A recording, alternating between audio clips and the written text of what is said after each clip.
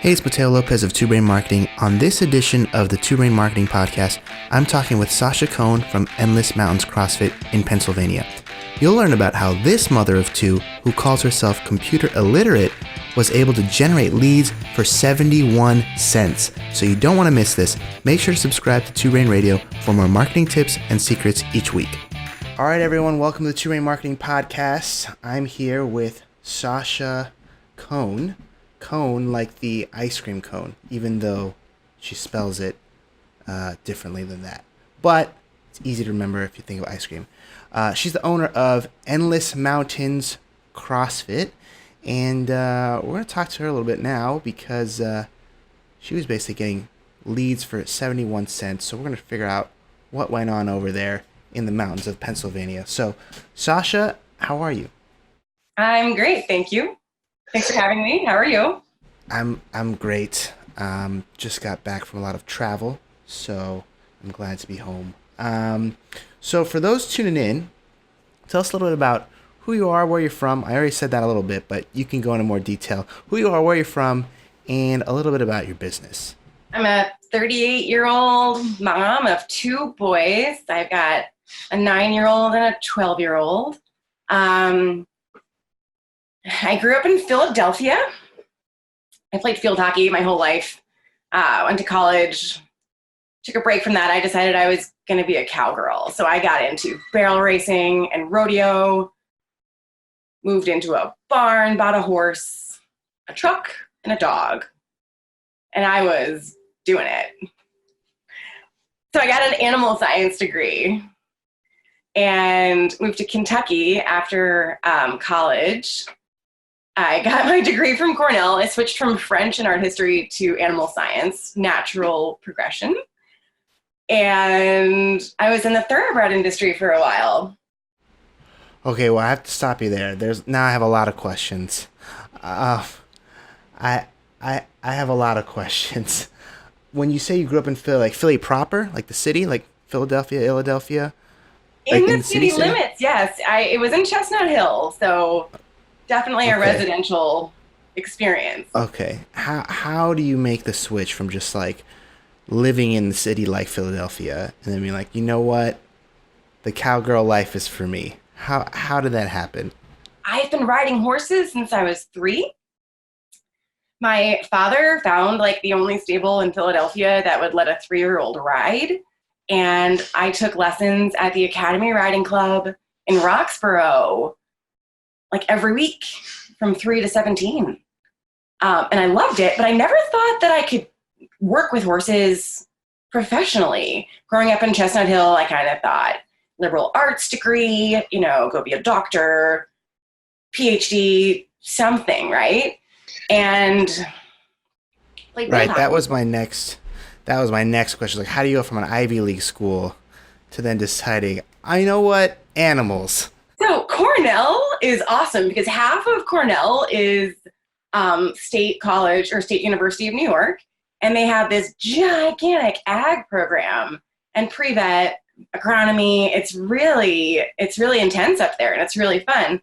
And like that was my tribe. These field hockey girls were friends with the guys in the ag fraternity, and I just totally love those guys.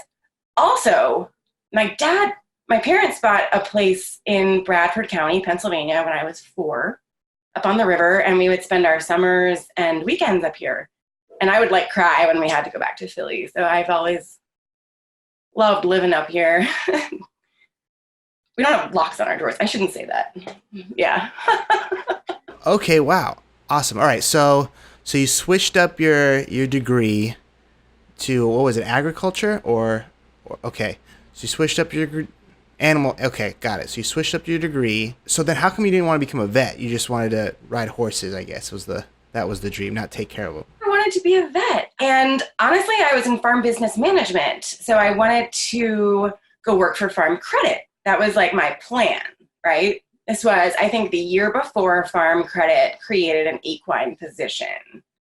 And I have no dairy experience, and that was the focus of New York State agriculture. Anyway, I didn't get that job, so what do? You stay in school, right? So I got an internship in Kentucky at a big thoroughbred farm, and we moved horses, dogs, boyfriend at the time. He's now my husband. So yeah, we survived the move and right, tried and true.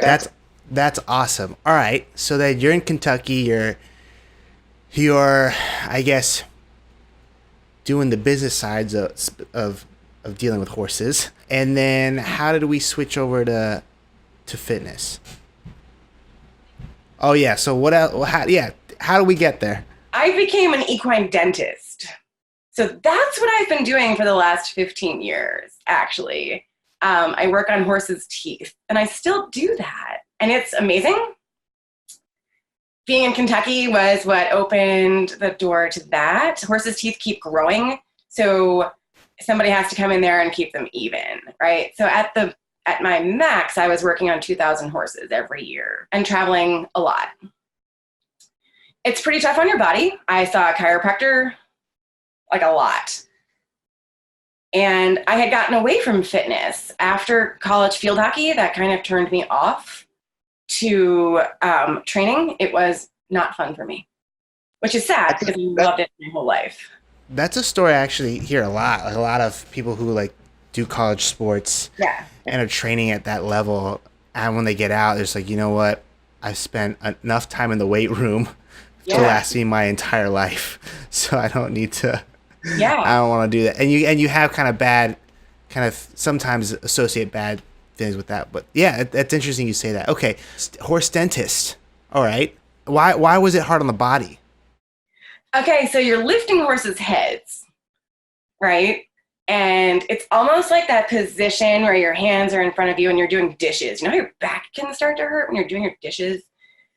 You have to do that like all day long with your hands out in front of you. So I was having back issues, seeing a chiropractor. His wife was a personal trainer. So I started 6.5 years ago going to personal training sessions. And I felt a lot better.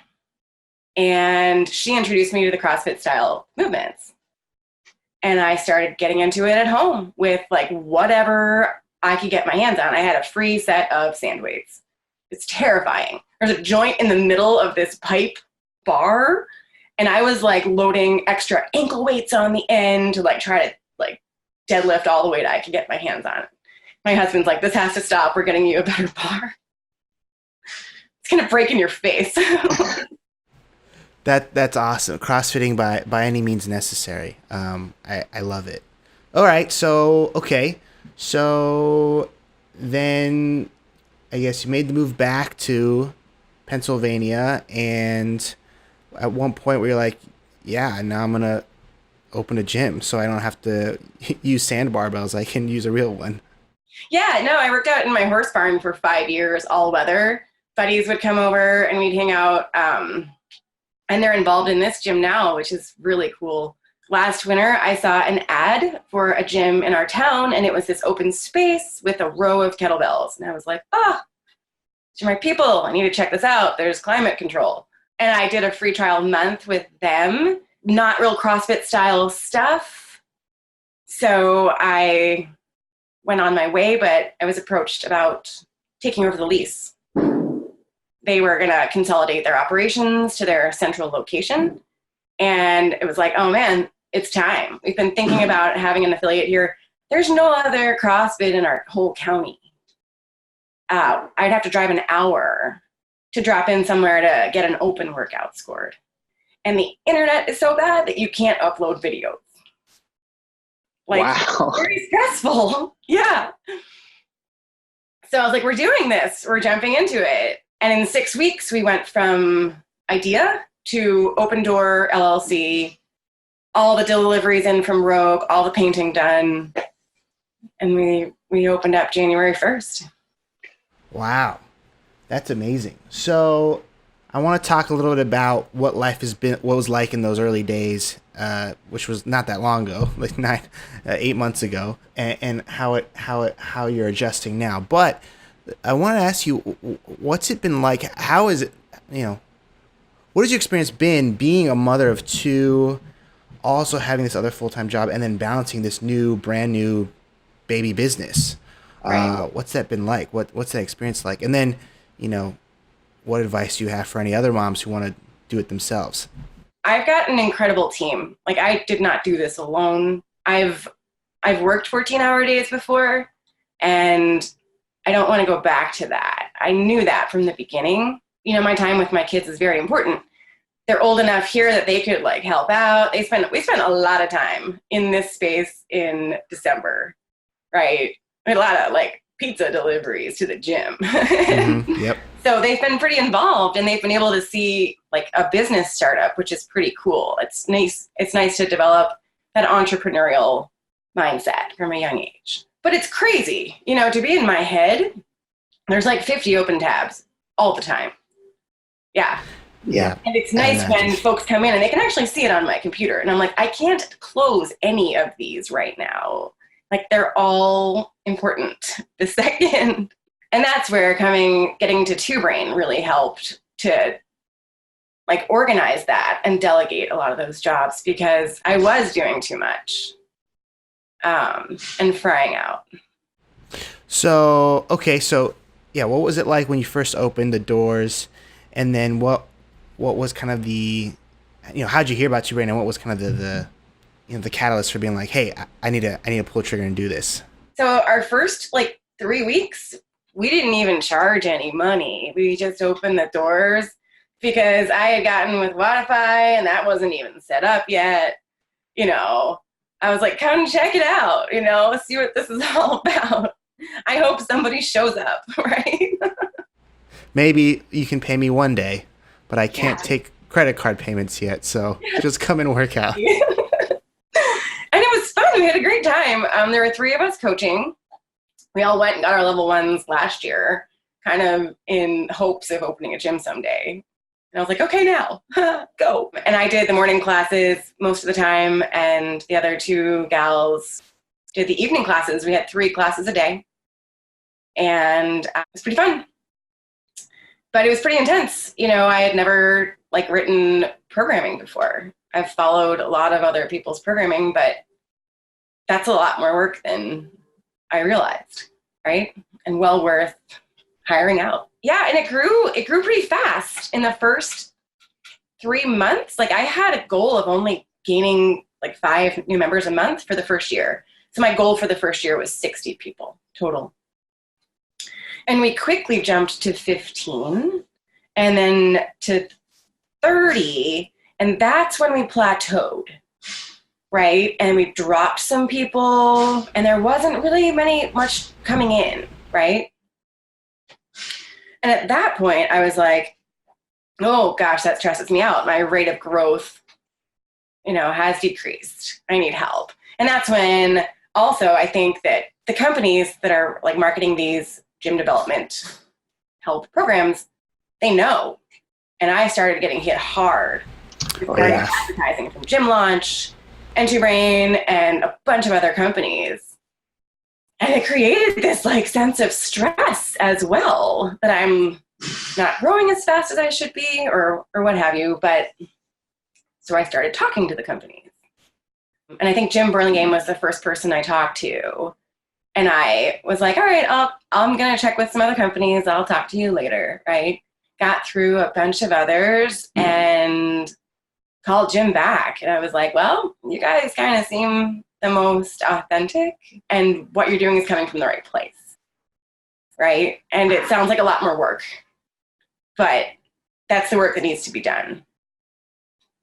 I have a lot of stuff going, a lot of the same like projects that I got to eventually in the incubator, but they were so scattered and in the wrong order. And there were big holes missing from the process. So it really has put it all together. And I have a ton of work left to do. Yeah, I mean, your business is not even a year old. So, like, yeah, there's still a lot of, obviously, growth and things that need to be worked out as you continue to expand. But that's awesome. So what were the first things you worked on with your mentor that you really saw, the difference? Was it like you unlocked a little bit more free time? Was it that you kind of codified some of the processes that you were doing down somewhere? What was the first thing that really kind of was like, oh, wow, this is helpful. I'm glad we're finally doing this. Yeah. So when I started taking like the seed client list, was fascinating. And then Nice. Yeah. taking those seed clients out to coffee and figuring out why they're here. It's completely not where I was going with how I thought we would be marketing to people. And I was like, you want the ultimate fitness experience, like the ultimate challenge? No. They want balance in their lives, right? They come in at 5 a.m. That's our busiest class because that's like the only consistent hour in the day. This is a blue collar area. This is Appalachia. And there are 2,500 people in our town. Yeah, so it's some hardworking folks and good families involved with their kids after school. Work can be crazy. You know, we got a lot of contractors. Who knows if you're going to be done at 3 or 6, you know? And days start early. So figuring out what people were looking for was really important. Wow. Yeah, that's awesome. So, yeah, just because that's something you're in your own head and you know what you think you want, like as because you're coming from your own perspective. Like, yeah, I wanted the hardcore CrossFit training, but yeah, most people they just want to be able to move around and feel a little bit better and not have to derail their whole life to do that. Right. So I think that's a really good point. All right, so and I bet that it changed your approach to how you sold too. I bet it kind of changed the way you presented this when people actually sat down in front of you. Absolutely. Absolutely. Well, let's talk a little bit more about that now. So you worked with Blake on the marketing side of things. Mm-hmm. Sounds like you were getting really cheap leads. 17 cents in the beginning. That's pretty outrageous. 71. 71. It was 71. Yeah. 71. Oh yeah, I reversed. I reversed those two numbers. 71, not 70. 71 cents a lead. What was it like when you got all those inquiries flooding in at once? It was wild. I had my second call with Blake, right? Ad went live using the stock videos, okay? Not having the right calendar connected yet, right? My bad. And my phone blew up. And it was like immediate. I think I got 5 text messages, 5 zaps in the first like 10 minutes. And I was like, what is happening? Right? Right? So fortunately, we've got lead nurture and sales videos to say, okay, this is what you do next, right? But I remember, I don't know if it was Blake or Anastasia asked me if I was going to be doing the lead nurture. And I was like, yeah, of course I am, right? Having no idea how like intense that would be that first week.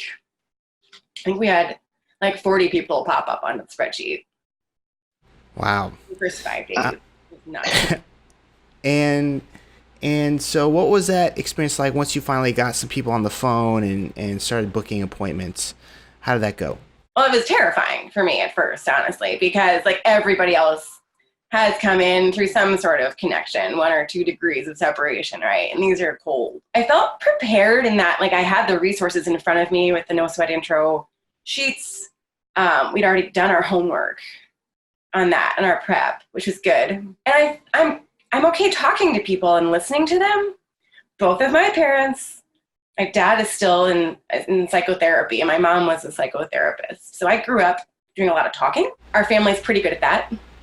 Yeah, that's probably a really good skill to have coming into sales, I think. A good background to have for sure, listening. Yeah. Right. And then I've been listening to horse owners talk for 15 years while I work, right? But this is different.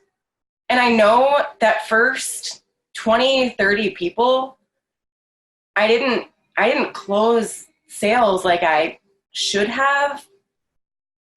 But it was a heck of an experience listening to their stories. And I have many more ideas now. And maybe we'll go back and touch base with them again. You know, now that I've learned a lot more about sales, the no sweat intro process and presentation. Yeah, those leads they're not gone forever. Sometimes they'll just take take a minute, and especially when your gym is still new, you're still building that kind of trust in the community and that authority in the space. Like, yeah, I think that's the beauty of it, right? You get these people and they come in and you can continue to nurture them for months and months and months afterwards too. Awesome. And what is your process now that you've kind of gone through so many of these leads and intros coming in? What is the process now for you? So someone calls in, they inquire, they book. What happens when they walk up to your door? Yeah, so they don't book very much, actually, which is interesting. They very, very seldom do book an appointment on their own, but I do double call. Nobody picks up their phone, so I send them a text. Text has proven to be very effective in this area. We also have terrible cell phone service, so at least half the time people probably can't even hold a phone call, right? That's how it is at my house. It's tough. The struggle of living in like the mountains is real when it comes to communication and keeping up with technology. Wow. It's an added barrier there. Yeah. All right. So I'll strike up a conversation with them. I'm still doing all of the lead nurture myself. I talked to UpLaunch last week, and we're trying to decide whether to go that route or to hire lead nurture internally here. So I started chatting with them, and at first I was like lobbing out numbers right away, and quickly like watched your video and you were like, don't do that, right? And a couple great lines on like how to bypass that conversation until they come through the door, ideas about how to get them booked pretty quickly, book them for an appointment. They'll come in. There are 5 of us that coach here. Everybody's trained in the no sweat intro, right? So sometimes it's during class, sometimes it's busy, sometimes it's quiet.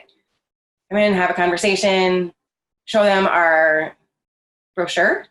Usually that ends up being a sale. I'm also not great with statistics. I'm trying to get better with that.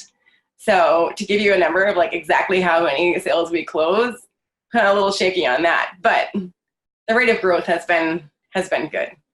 Wow, so they come in, you chat them up, you use your psychotherapy background, and you show them the sheet, and then they sign up. That's it.